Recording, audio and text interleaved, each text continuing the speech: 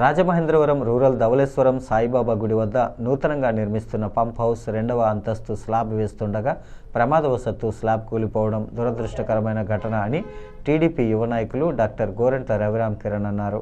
ఈ ప్రమాదంలో ఒకరు మృతి చెందగా మరో 3 గాయాల పాలవడం బాధాకరమని అన్నారు.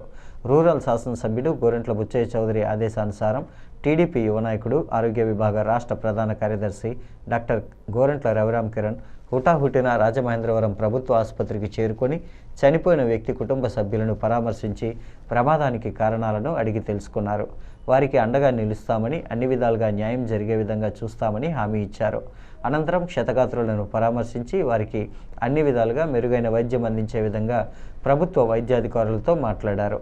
టీడీపీ నాయకులు మత్సెట్టి శివప్రసాద్, పండూరి అప్పారావు, ఆళ్ల ఆనందరావు, ఆళ్ల విఠల్, పుక్కల్ల రాజు, నాళ్ల రమేష్, సాగర్ తదితరులు ఆయన వెంట ఉన్నారు.